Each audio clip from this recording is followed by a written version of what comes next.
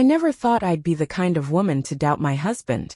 I prided myself on our trust, our openness, the quiet little moments that reassured me I was loved. But looking back now, I realize that trust is only as strong as the secrets it's built on. It started 3 weeks before my birthday. I was unpacking Ethan's suitcase after his business trip to Chicago. He was always careless with his packing, wrinkled shirts, mismatched socks crumpled at the bottom, and a half-eaten bag of trail mix buried in the side pocket. I smiled to myself as I pulled out his things, thinking about how much he needed me to keep him organized. But then I saw it. A small, sleek black box tucked between his folded dress pants. It wasn't the kind of box you forget about. It had weight. Presents. My heart skipped a beat. I knew what it was. Jewelry. For a moment, I just stared at it, unsure whether to open it. My fingers hovered over the soft matte finish of the box. Should I look? I thought. It felt wrong, like I'd be spoiling a surprise. But curiosity has a funny way of unraveling restraint. Slowly I lifted the lid. Inside, nestled on a velvet cushion, lay the most beautiful necklace I'd ever seen. A delicate gold chain with a teardrop-shaped pendant encrusted with tiny, shimmering diamonds. It caught the light just right, like it was made to be worn under the glow of a candlelit dinner. I could already imagine Ethan clasping it around my neck, his lips brushing my ear as he whispered, "Happy birthday, baby." Tears welled up in my eyes. He remembered. He actually remembered. I closed the box quickly, heart pounding, and tucked it back exactly where I'd found it. I didn't say a word. I didn't want to ruin the surprise. The next few weeks, I was practically glowing. Every time Ethan smiled at me, every time he casually mentioned our plans for my birthday, I felt a little rush of warmth. He's planning something special. My girlfriends at brunch teased me about how suspiciously happy I looked. I didn't tell them, of course. I just played along. He's been extra sweet lately, I said with a grin. The night of my birthday finally arrived. I dressed up in a sleek black dress with an open neckline, perfect for a necklace. I even curled my hair to frame my collarbone, imagining how that teardrop pendant would look resting against my skin. Ethan wore a crisp white button-up, the top 2 buttons undone, the way I liked. Dinner was beautiful. Candlelight, soft music, a bottle of our favorite red wine. He held my hand across the table, his thumb tracing slow circles on my palm. He was so attentive, so charming. Every sip of wine built the anticipation. Any moment now, I thought. He's going to pull out that little black box. Dessert came. No box. The check came. No box. On the way home, I kept glancing at his coat pocket, waiting for him to reach inside. Nothing. When we got home, I excused myself to the bathroom and sat on the edge of the tub, staring at the tiled floor, my heart hollowing out with confusion. Did he forget? No. He couldn't have. I'd seen the box with my own eyes. Maybe he was saving it for later tonight. A private moment, I told myself. But later never came. No gift. No necklace. No explanation. Just a kiss on my forehead before he rolled over and fell asleep. I lay there wide awake, eyes open, staring at the ceiling. My mind spun in circles. Maybe he's waiting until tomorrow. Maybe I misunderstood. But a quiet voice in the back of my mind whispered something darker. You saw that necklace. It didn't just disappear. The days that followed were a fog of doubt. I checked his suitcase again. It was empty. I even searched the drawers of his nightstand, something I'd never done before. Nothing. I hated myself for snooping, but I hated him more for making me feel like I had to. Then came the work dinner. It was one of those team-building events spouses invited. Ethan insisted uno come. I almost said no. I wasn't in the mood to plaster on a fake smile. But I went. I told myself it would be good to get out, see new faces, remind myself that everything was probably fine. We arrived at the restaurant, a sleek downtown spot with low lighting and modern decor. Ethan introduced me to a few of his co-workers. I smiled politely, making small talk about their projects and their kids. It was all so boring, until she walked in. Her name was Jenna. She was Ethan's new project manager. Young, polished, the kind of woman who didn't have to try to be noticed. She laughed a little too easily, leaned in a little too close. But that wasn't what caught my attention. It was her necklace. The necklace. My necklace. That teardrop pendant sparkled against her collarbone, catching the light exactly like it had in that little black box. I froze. My entire body went cold, like every nerve ending had just short-circuited. My breath hitched. No. No, no, no. I walked up to her slowly, forcing a casual smile onto my face. My heart was slamming against my chest, so loud I could barely hear the music playing in the background. That's a beautiful necklace, I said, my voice smooth even. Where did you get it? Jenna blinked, her eyes darting to Ethan for a split second. It was quick. A fraction of a second. But it was long enough. Her lips parted as if to speak, but she hesitated. Her throat bobbed as she swallowed, and suddenly she was fiddling with the chain, fingers tugging at it like it was suddenly too tight. Oh, it was a gift, she said, her smile too wide, too forced. Ist daher. Hard. My gaze didn't waver. I let the silence stretch just a little too long. Her face flushed, her eyes flicking to Ethan again. This time she didn't even try to hide it. I felt something break inside me. Not a snap. Not a clean break. It was the slow, aching crack of something being pulled apart, strand by strand, until there was nothing left. I didn't say another word. I didn't have to. I turned and walked straight to the bathroom, locking the door behind me. My chest heaved, breaths coming in sharp, shallow gasps.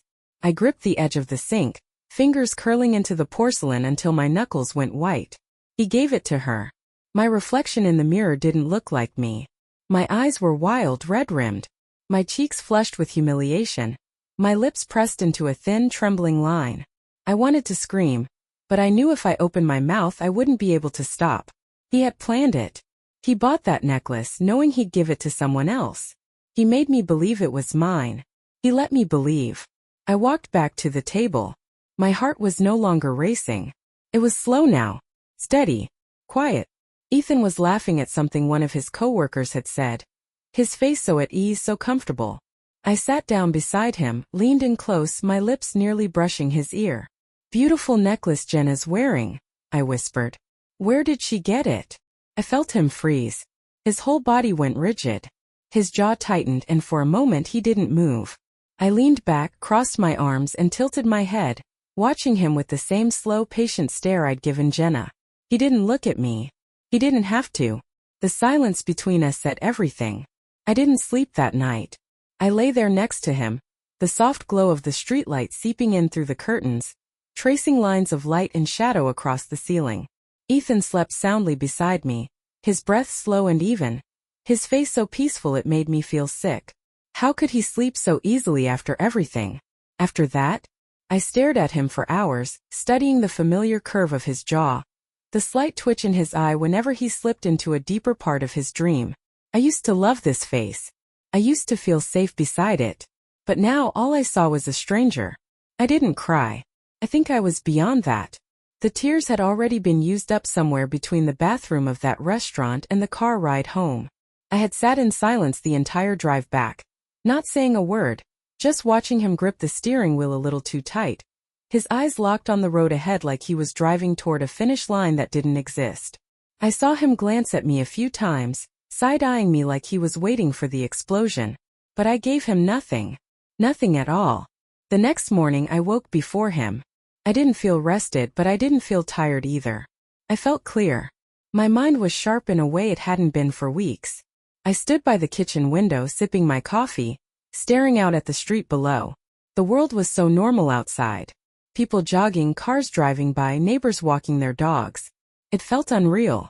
How could life keep moving like nothing had happened?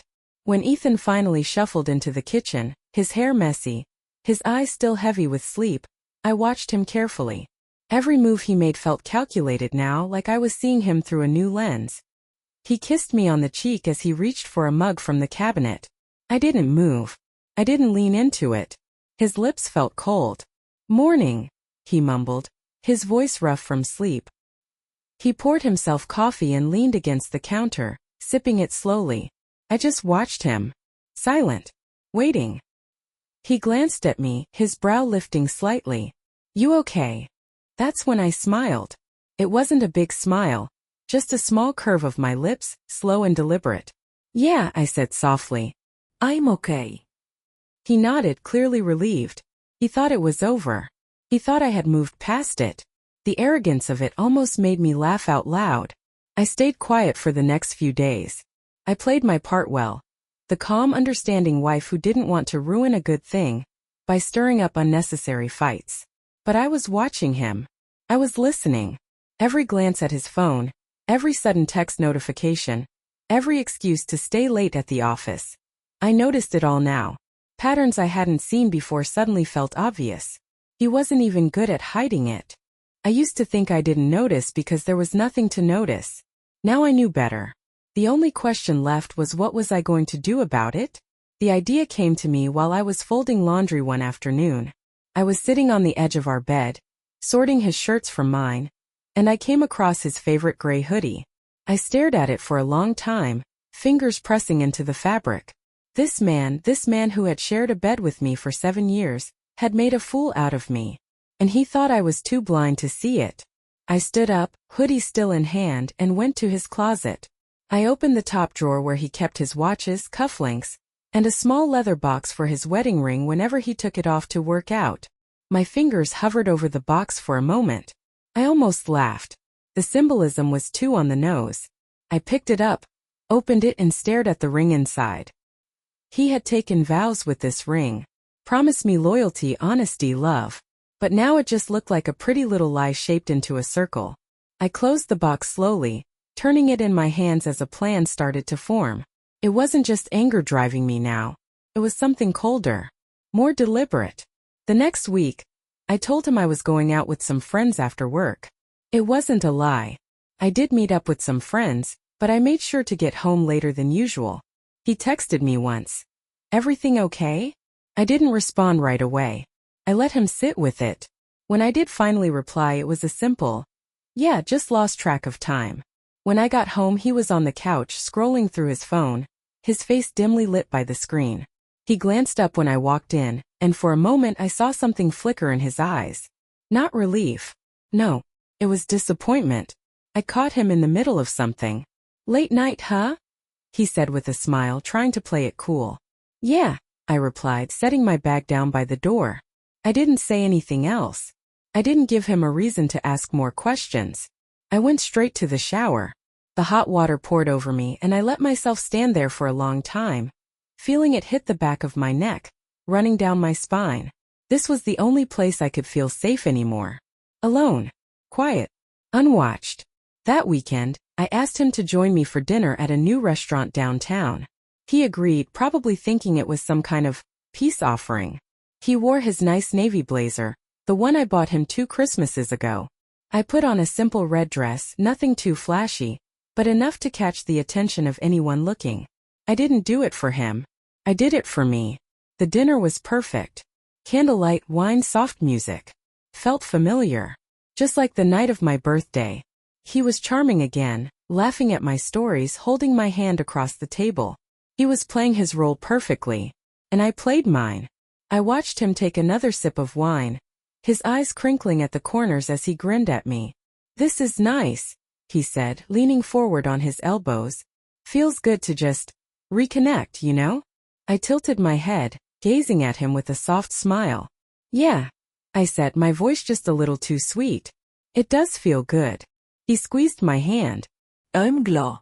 I hate it when we're tense with each other. I don't like fighting with you, babe. I leaned forward too, resting my chin on my hand, eyes locked on his. Me neither, I said softly, letting the words hang in the air for just a beat too long. His smile faltered just a little. The waiter came by with the check, and Ethan reached for it, pulling out his wallet. He placed his card down with a little too much confidence, like a man who believed he'd just won a battle. He thought I was back in his palm, but I'd never been more out of reach. On the way home, he drove with one hand on the wheel, the other resting lightly on my thigh. I let him keep it there, staring out the window as the city lights passed by. My phone buzzed in my bag. I didn't check it. I already knew who it was. By the time we got home, I was ready. He sat on the couch, scrolling on his phone as usual. I watched him from the doorway for a moment, his face slack, his eyes deadened by the glow of the screen. I remember thinking, This is the man I was ready to spend my life with. I took off my heels slowly, letting them drop to the floor one by one. He glanced up at the sound. "Long night?" he asked with a smirk. "Yeah," I said. I crossed the room slowly, sat down next to him and leaned in close. I rested my hand on his leg, felt his body shift toward me. "You know," I whispered, my lips barely an inch from his ear, "I think it's time we talk about Jenna's necklace." His breath hitched. His head turned so fast it was almost comical. He opened his mouth to speak, but I raised my finger, pressing it softly against his lips. His eyes were wide, wild, searching my face for mercy. "Don't," I said quietly, my voice like a blade. "Just don't." And for the first time in a long time, Ethan was silent. The silence between us was thicker than anything I'd ever felt before. It wasn't just quiet. It was heavy, like the air itself had turned solid, pressing down on both of us. Ethan didn't move. His eyes darted from my face to my hand, still resting lightly on his leg. I could see it in his face, that frantic calculation happening behind his eyes. What does she know? How much does she know? What can I say to make it go away? But there was nothing he could say. We both knew that. I leaned back slowly, pulling my hand away from his leg like it was something dirty. I folded my arms across my chest and stared at him, calm as I'd ever been. It was funny, really. I thought I'd feel rage or grief, or that sharp sting of betrayal that cuts you in half. But I felt none of that. I felt still. "You want to explain it?" I asked, tilting my head slightly. My voice wasn't angry. It wasn't pleading. It was just a simple, open-ended question. His mouth opened, then closed. He blinked, his throat bobbing as he swallowed hard. "What are you talking about?" he said, his voice just a little too casual, like he thought he could outplay me with confusion. I smiled at that. A slow, tired smile. "Don't insult me, Ethan." I leaned forward again, elbows on my knees, eyes locked on his. "You know exactly what I'm talking about." He ran a hand down his face, rubbing his jaw like he was suddenly exhausted. He didn't look at me this time. He stared at the floor, tapping his thumb against his thigh. For a second I thought he might try to deny it again. But then he did something worse. He sighed. It was quiet, barely even a breath, but I heard it. That soft, defeated sigh of a man who knows he's been caught, and has already decided he's too tired to fight it. It wasn't guilt. It wasn't even regret. It was inconvenience. That sigh broke something in me. "Wow," I muttered, letting out a short, breathy laugh. I shook my head, looking down at the floor like I just heard the punchline of a cruel joke. "That's it, huh?" No denial? "No, it's not what it looks like. Just a sigh." His head shot up then. "Look, it's not like that," he said quickly, his hands raised like he was surrendering. I didn't mean for it to be." "Don't," I snapped, cutting him off. My voice was sharp like a crack of thunder. "Don't you dare finish that sentence." He froze. For once he listened. The weight of it all finally settled in. Not just the necklace. Not just Jenna. But everything. Every late-night work meeting. Every unanswered text. Every time he came home smelling just a little too clean, like he'd scrubbed himself down with soap in some other woman's shower. I had ignored it for so long, brushing it aside with excuses like, "He's just stressed from work," or, "I'm being paranoid." But I wasn't paranoid. I was patient. "You gave her the necklace," I said softly, each word deliberate, like I was spelling it out for a child. "The one I found in your suitcase. The one I thought was for me." I felt my jaw tighten as I fought to keep my voice steady. "You gave it to her." His eyes flicked to me, then away again. He didn't deny it. He didn't even try. I sat back, letting out a long breath. I felt my heart slow, the numbness creeping in. "Do you love her?" I asked, staring at him like I was examining something under a microscope. His head jerked toward me. "What? No. No, of course not," he said, too fast, too defensive. "It's not like that. It was just, I don't know, okay? It was stupid." He ran his hands through his hair, gripping it at the roots like he could pull the right words out of his skull. "It didn't mean anything." I nodded slowly, tapping my fingers against my arm. "Didn't mean anything," I repeated, letting the words roll around in my mouth like bitter candy. "So you bought her jewelry that didn't mean anything?" Took her out to dinners that didn't mean anything? Spent nights with her that didn't mean anything? My eyes locked onto his hard as stone. That's a lot of effort for nothing, Ethan. He opened his mouth to argue, but nothing came out. I watched him struggle, his lips twitching as he tried to form a response. But what could he say? There was no answer that wouldn't make him look like a liar, a coward, or worse, a fool. Was she worth it? I asked, my voice low, calm, deadly. Was she worth me? His eyes snapped to mine, wide and desperate. Don't do that, he said, his voice cracking just a little. Don't act like I don't love you. I laughed then, really laughed, deep and sharp, like it came from the very pit of my chest. You love me, I repeated, wiping at my eyes as if I'd just heard the funniest joke in the world. You love me. But you humiliated me in front of your entire office. You let me stand there and compliment her necklace, knowing full well you put it on her yourself. I shook my head, my smile fading into something colder. You don't get to say you love me, Ethan. Not anymore. His face crumpled like paper. His hands reached for me, but I leaned back, far away from his touch. Don't, I warned, my voice firm and final. You don't get to touch me. Please, he whispered, his voice low and raw. Please, baby. We can fix this. We can. I cut him off, tilting my head like I'd misheard him. There is no we anymore, Ethan. There's me. And there's you. I leaned forward again, my eyes narrowing like a predator closing in on prey. And if you think I'm going to be one of those women who just forgives because you're sorry, then you've forgotten who I am. He shook his head, panic setting in now. His hands pressed together, fingers laced, like he was praying. Don't do this, please. Please, just think about it. I have, I said calmly. I thought about it that night in the bathroom at the restaurant.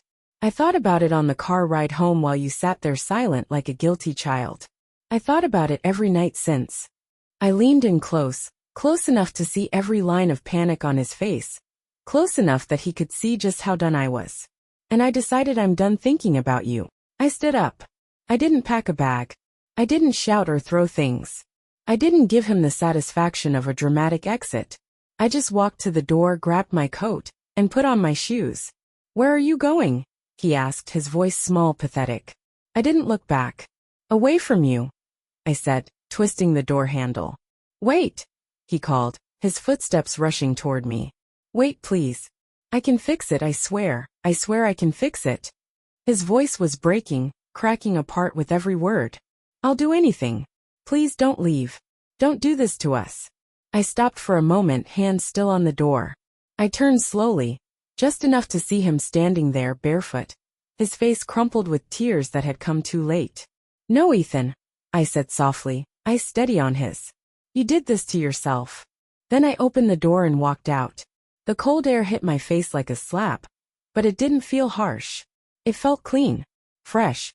I sucked in a deep breath, filling my lungs with air that wasn't tainted by the smell of lies and cheap aftershave. For the first time in a long time, I felt free. I didn't know where I was going yet, but I knew I wasn't coming back. I didn't know where I was going, but I kept walking. My feet moved on their own, one step after another, down the quiet streets of our neighborhood. The chill of the night air nipped at my skin, and the distant hum of passing cars echoed through the stillness. I could hear the soft crunch of my footsteps against the pavement, and for some reason that sound grounded me. It was steady, consistent, unlike everything else in my life. The wind blew my hair into my face, but I didn't push it away. I let it cover me like a shield, like something I could hide behind, while I figured out my next move. My fingers were cold, my breath came out in soft puffs of fog, but I didn't stop walking. I didn't want to stop, because if I stopped, I'd have to think about everything. About him. About her. About all the years I gave to a man who didn't deserve me. The thought of it sent a fresh wave of nausea through me. My chest tightened as I walked faster, each step harder than the last. Anger started to seep in, slow at first, then hotter, like a fire slowly taking over dry wood. How could he do this to me? I clenched my fists inside my coat pockets, nails digging into my palms. All those moments we spent together, the vacations, the lazy Sundays on the couch, the little rituals like making pancakes on Saturday mornings. It all felt like a lie now. I love you, he'd ever whispered into my ear suddenly felt rehearsed, like a line from a play he'd performed too many times. I stopped at the end of the block, chest rising and falling as I sucked in deep breaths of cold air. My hands shook. It wasn't from the cold. I could feel it now, the tears threatening to spill. But I wasn't going to cry. Not here. Not in the middle of the street where anyone could see me. Not for him. I pulled my phone out of my pocket and stared at the screen. I had no idea who I was about to call. My thumb hovered over my contacts list, scrolling aimlessly. My mom? No, she'd just tell me to come home and take a breath. My sister Rachel? She'd ask too many questions I wasn't ready to answer. My best friend Alyssa? She'd be the right choice, but I could already hear her voice in my head. I told you, girl. I told you, and I wasn't in the mood for that. So I just stood there, staring at the screen, letting the glow light up my face. Cars passed by behind me, their headlights sweeping over me like spotlights on a stage. I felt exposed, vulnerable, but not weak. I scrolled back to Alyssa's name and pressed call. It rang twice before she picked up. Hey, what's up? She said, her voice casual and warm, like she'd been waiting for me to call. I opened my mouth, but nothing came out. My throat tightened, and for a second, I thought I'd choke on it. I sucked in a sharp breath, pressing a hand against my chest like I could hold everything together if I just pressed hard enough. Hello? Alyssa said, her voice more alert now. You there? I nodded like she could see me. My voice cracked when I finally spoke. Yeah. I said, my breath shaky. Yeah, I'm here. There was a pause. A long one. Alyssa knew me too well. She didn't ask if I was okay. She didn't need to. Where are you? She asked softly. No judgment. No questions. Just that. I swallowed hard, blinking away the tears that had finally pooled in my eyes. I'm on Ridgeway, I muttered, glancing at the street sign ahead. My voice sounded so small, like it belonged to someone else. Near the park. Stay there, she said immediately. I heard the rustle of keys and the click of a car door. I'm coming to get you. I nodded again, this time more firmly. Okay. The line went dead, but I didn't put my phone away. I just held it in my hand, letting it rest there like an anchor. I sat down on the curb, pulling my coat tighter around me as the cold settled in my bones. My breath came out in foggy little clouds, one after another. I watched them drift up and disappear, like they'd never been there at all. Minutes passed. I didn't think. I didn't cry. I didn't feel anything but the cold. Then headlights. Alyssa's old red Honda Civic rolled up to the curb, her window already down. Get in, she said, her eyes scanning my face like she was assessing the damage. I stood slowly, my legs stiff from the cold, and climbed into the passenger seat. The heat blasted from the vents, thawing my frozen fingers. For a moment, I just sat there, letting it wash over me. Alyssa didn't say anything. She just drove. She didn't ask where I wanted to go. She knew. Her apartment wasn't far, just a 10-minute drive. We didn't speak during the ride. She didn't push. She didn't ask me to explain. She just reached over and squeezed my hand once, hard and reassuring. That was all I needed. When we got to her apartment, she unlocked the door and stepped aside, letting me walk in first. It smelled like vanilla candles and fresh laundry, the kind of warmth that feels like a hug. I slipped off my coat, my shoulders aching from carrying so much weight for so long. Wine or whiskey? Alyssa asked from the kitchen. I sat on the couch, pulling a blanket over me. Both, I muttered. She snorted a laugh. Atta girl. A minute later, she sat beside me, handing me a glass of red wine and a small shot of whiskey. I downed the whiskey first, wincing as it burned its way down. The wine tasted sweeter after that. Tell me, she said softly, her eyes locked on mine. Tell me everything. So I did. I told her about the box I found in his suitcase, about how I'd convinced myself it was for me, about how I sat at that birthday dinner waiting for a gift that never came. I told her about Jenna, how she'd walked into that office party like she owned the world, wearing my necklace like it was hers. I told her about the moment I realized it wasn't just the necklace he gave away. It was us. Alyssa didn't say anything. She just listened, eyes sharp and steady, nodding every so often like she was taking mental notes. When I finished, I sat back, eyes fixed on the ceiling, letting out a long breath I'd been holding for weeks. You know you have to leave him, right? She said finally, her voice soft but firm. I already did, I muttered. Walked out tonight. Her eyes flicked to me, wide with surprise. Damn, she whispered, her lips curving into a small grin. Look at you. I'm proud of you, girl. I huffed a quiet laugh, leaning my head back on the couch. I didn't feel proud. I didn't feel strong. I felt hollow, like someone had scooped everything out of me and left me with nothing but an empty shell. Doesn't feel like it, I admitted. It will, she said, nudging me with her elbow. Trust me, it will. The weight of her words settled on me slowly, like a blanket draped over my shoulders. I leaned into it. I leaned into her. That night, I slept on Alyssa's couch. It wasn't comfortable. It wasn't mine, but it felt safer than my own bed. I didn't dream that night. When I woke up, the sun was already peeking through the window, painting everything in soft gold. I sat up slowly, rubbing my eyes. For the first time in a long time, I didn't feel that tightness in my chest. Alyssa was already up, sipping coffee at the kitchen counter. She glanced at me, raised her mug in a little toast. Ready to plan your comeback? Or you need another hour? I smiled for real this time. Small, tired, but real. Let's plan, I said, pulling the blanket off my legs. She grinned. That's my girl. And just like that I knew I was going to be okay. Maybe not today. Maybe not tomorrow, but soon, because I'd already done the hardest part. I'd walked away. The days that followed were a blur. Not in the way that everything felt fast or chaotic, but in the way that time seemed to stretch and fold over itself. Hours felt like days and days felt like weeks. I moved through it all in slow motion, brushing my teeth, scrolling aimlessly on my phone, answering texts from family with one-word replies like fine and okay. Alyssa didn't push me. She never does. She just made space for me in her world. She cleared out a drawer for my clothes, gave me the extra key to her apartment, and stocked the fridge with all the things she knew I liked. Vanilla yogurt, lemon iced tea, and that overpriced brand of granola I always swore I'd stop buying but never did. It wasn't much, but it was enough to remind me that I wasn't alone.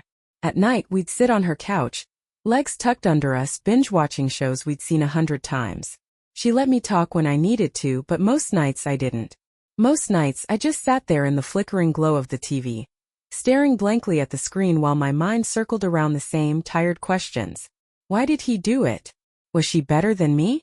Was she prettier, smarter, funnier? I knew the answers didn't matter. I knew I'd never get the truth, and even if I did, it wouldn't make me feel better. But logic doesn't matter when your heart's been broken. Your brain tries to reason with you, but your heart just keeps asking why like a broken record. On the third night, Alyssa finally spoke up. When are you gonna get your stuff? She asked, not looking at me, her eyes still focused on the TV. My chest tightened. I knew she was right. I couldn't live at her place forever, no matter how much easier it felt to avoid it all. My clothes, my books, my pictures, my whole life was still in that house with him. The thought of walking back in there made my stomach turn. But I also knew I couldn't avoid it forever. I don't know, I muttered, staring at the half-empty glass of wine in my hand. I swirled it slowly, watching the liquid slosh around the edges. I'll figure it out. You want me to go with you? She asked, glancing at me from the corner of her eye. I shook my head. No. I think I need to do it alone. Her eyes lingered on me for a moment longer, like she wasn't sure I meant it. But then she nodded. Okay. But call me if you change your mind. I'll be there in 10 minutes flat. Yeah, I said, my voice hollow. I know. It took me 2 more days to actually do it. 2 days of pacing back and forth in Alyssa's kitchen, telling myself I'd go after lunch or after one more episode or tomorrow for sure. But eventually I ran out of excuses. I couldn't hide forever. That Friday I woke up early, put on a hoodie and jeans, and tied my hair back in a low ponytail. I didn't want to look good. I didn't want him thinking for 1 second that I was there to impress him. No makeup. No perfume. Just me, raw and unpolished, because that's all he deserved to see. I pulled into the driveway around noon. His car was there. Of course it is, I thought bitterly. For a split second I considered turning around, but my hands were already gripping the steering wheel too tight. My jaw clenched like I was bracing for impact. You're not here to see him. You're here for your stuff. I repeated that to myself as I stepped out of the car, keys in one hand, phone in the other. I didn't knock. I still had a key, and I wasn't about to act like a guest in my own house. The lock clicked open and I stepped inside. The house smelled the same. Pine-scented air freshener mixed with whatever cologne he'd sprayed on himself that morning. For a second I stood in the entryway just breathing it in. It's strange how a smell can punch you right in the chest, like it's carrying all your memories inside it. I could still picture us cooking dinner together in the kitchen, dancing to old R&B songs while the pasta boiled over on the stove. I could still hear his laugh echoing off the walls, still see him leaning against the counter with a beer in his hand, smiling at me like I was the only thing in the world that mattered. I blinked hard. No, don't do that. I heard him before I saw him. His footsteps padded down the hallway, slow and hesitant. I didn't turn to face him. I just walked toward the bedroom, my pace steady and unbothered. Hey, he called out behind me. His voice was cautious, like he wasn't sure if I'd respond. I didn't. Can we talk? He asked, a little louder this time. I reached the bedroom door, pushed it open and stepped inside. The bed was unmade, the covers twisted like he'd had a restless night. Good. I hoped he hadn't slept at all. I walked straight to the closet, grabbing one of the empty duffel bags I kept on the top shelf. I started packing. Shirts, jeans, my sneakers. The old sweatshirt I stole from him back when we first started dating, I took that too.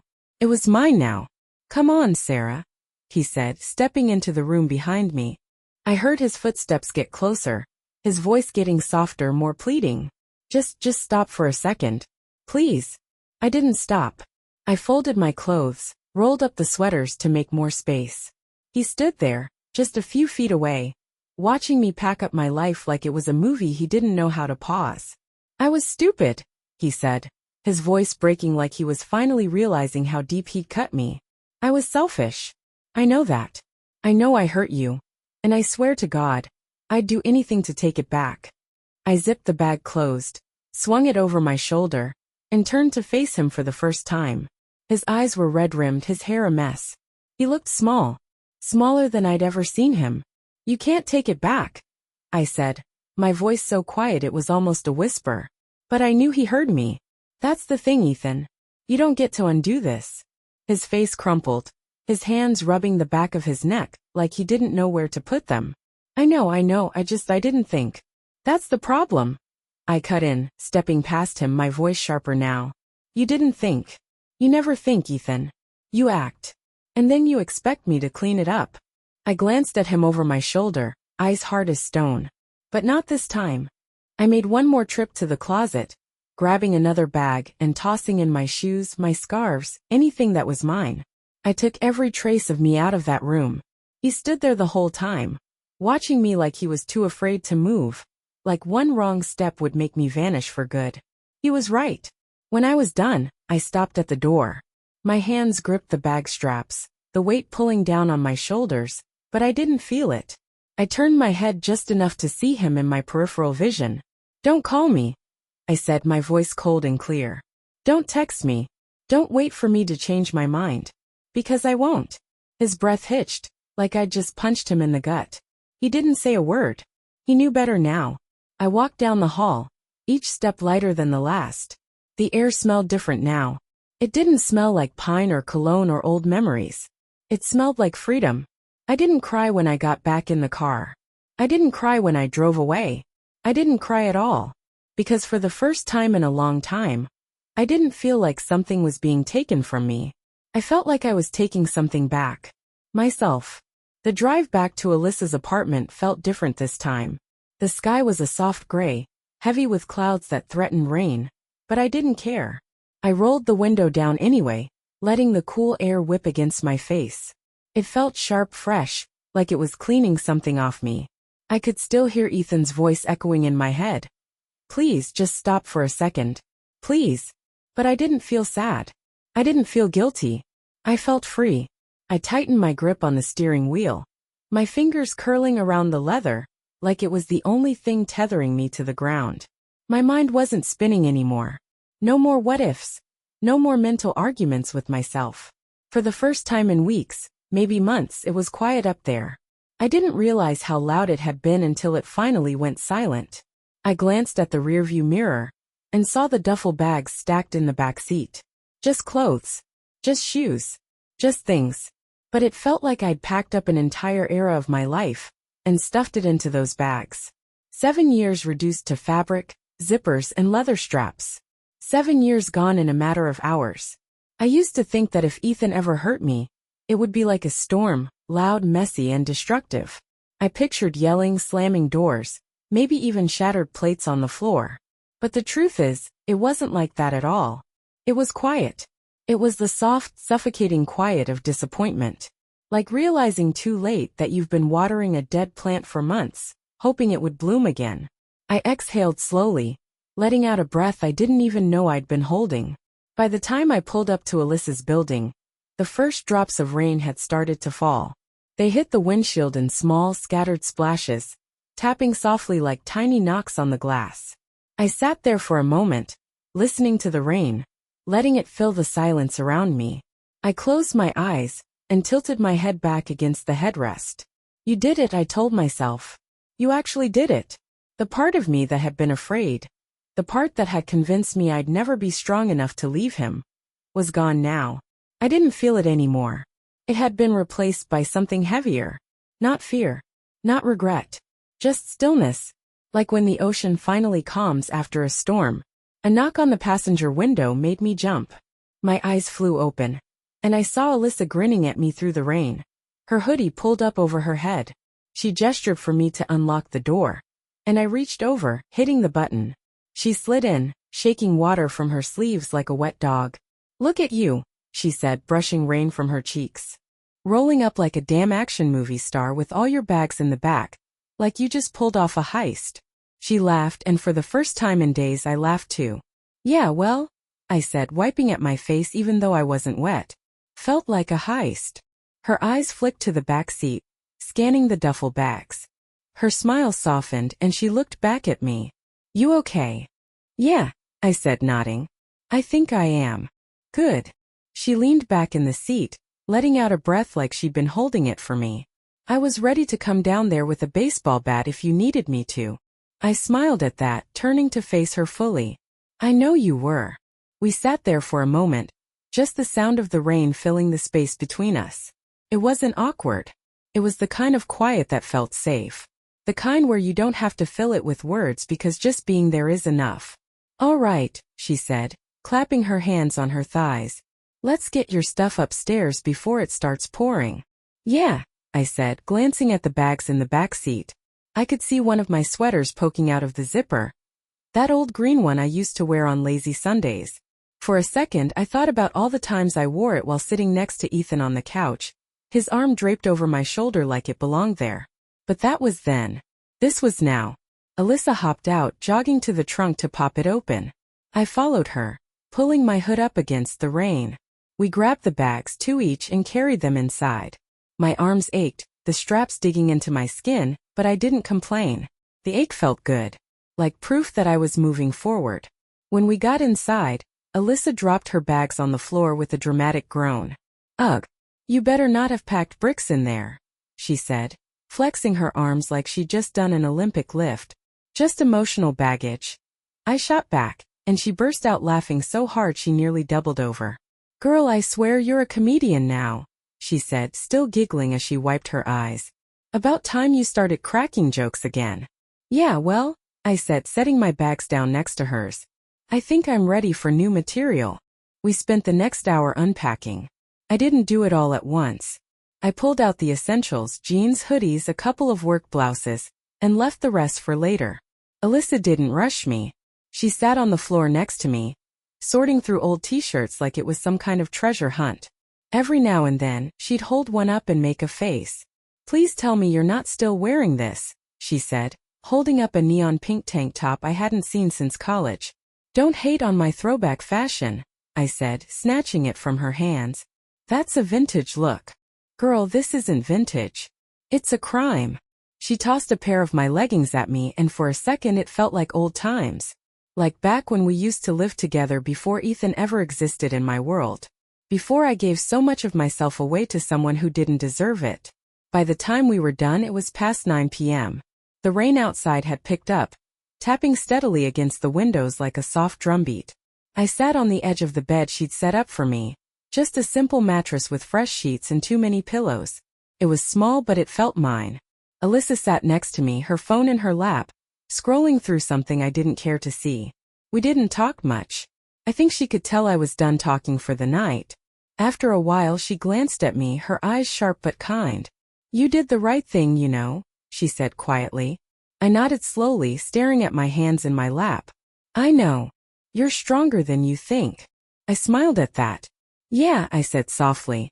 "I'm starting to believe that too." That night I lay in bed, listening to the rain hit the window. It wasn't like the nights I spent with Ethan. There was no warm body next to me, no familiar rhythm of his breathing. But it didn't feel lonely. Felt like peace. I stared at the ceiling for a long time, my mind quiet for once. No more replaying old arguments. No more wondering what I could have done differently. No more questioning my worth. I reached for my phone, opened it and hovered over his contact. Ethan. His name was still there, just as it had been for years. My thumb hovered over it for a moment. I could feel that old part of me, the part that wanted to keep the peace, whispering in the back of my mind. Maybe you should just leave it. Maybe you'll need to talk to him one day. But I didn't listen this time. I pressed edit. Then I pressed delete contact. It was done in less than a second. No grand gesture. No dramatic music. Just gone. I put the phone down, rolled onto my side and pulled the blanket up to my chin. For the first time in a long time I felt weightless. No man. No lies. No necklace that wasn't mine. Just me. And I realized something then, as my eyes fluttered closed and my breath slowed. I was enough. I had always been enough. And now finally I believed it. The rain continued to fall softly against the window, a rhythmic, steady sound that seemed to match the slow, even breaths I was taking. For the first time in a long time I wasn't waiting for anything. I wasn't waiting for an apology that wouldn't come, or a promise that wouldn't be kept, or love from a man who didn't know how to give it. I was just here.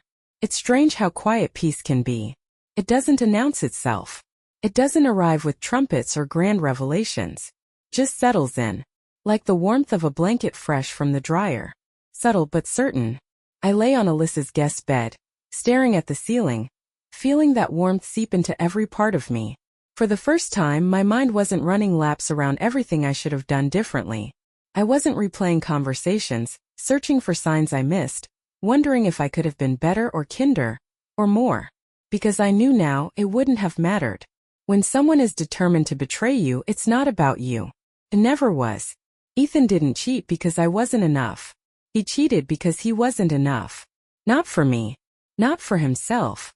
Not for anyone. That realization was like unclenching a fist I didn't know I'd been holding.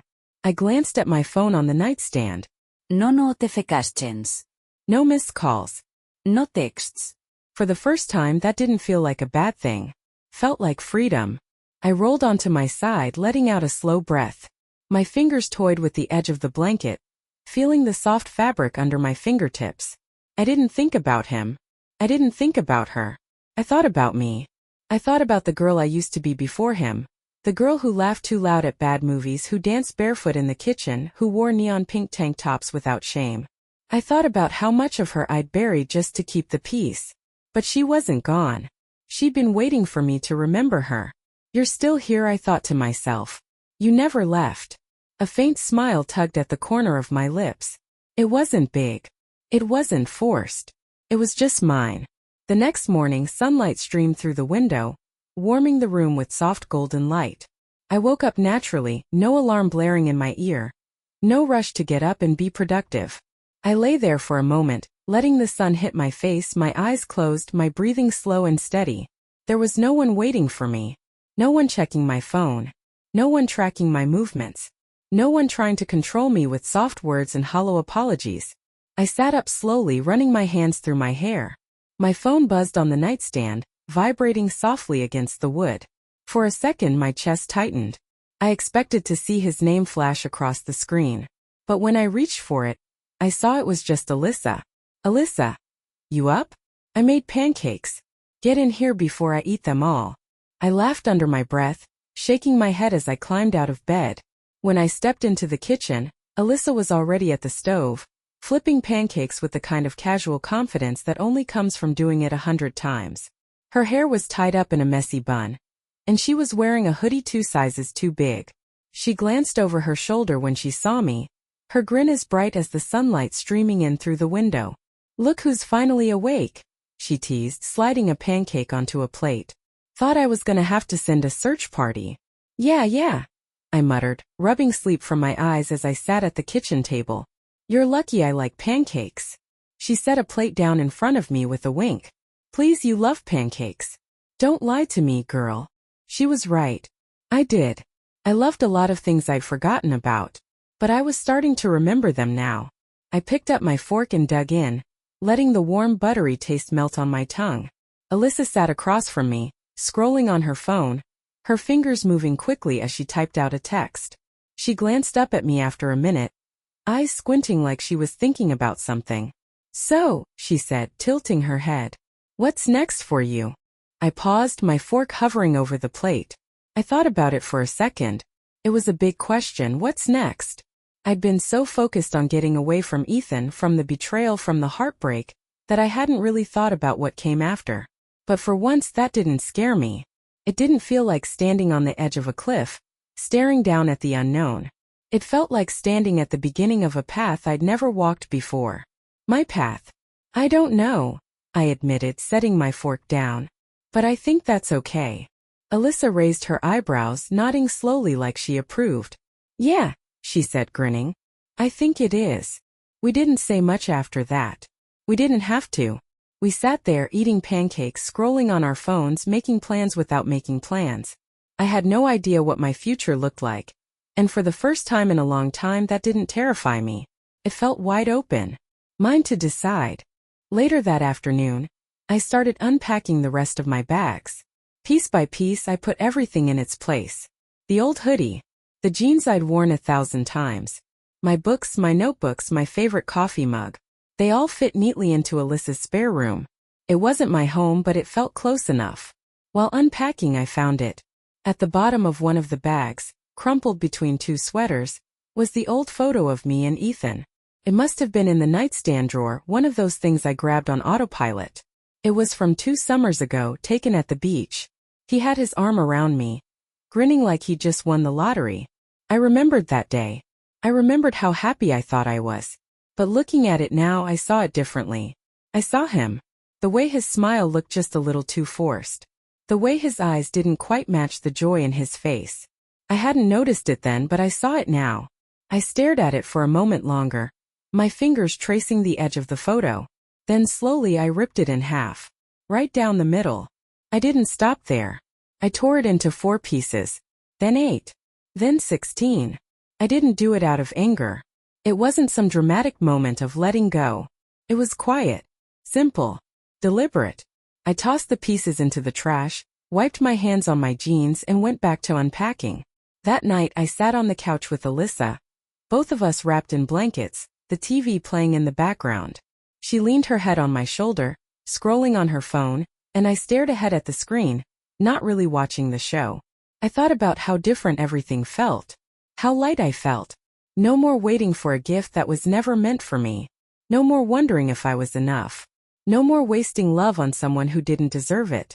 Hey, Alyssa said, nudging me with her elbow. You good? I glanced at her, and for the first time in a long time I didn't have to lie. Yeah, I said, smiling softly. I'm good. And this time I actually meant it.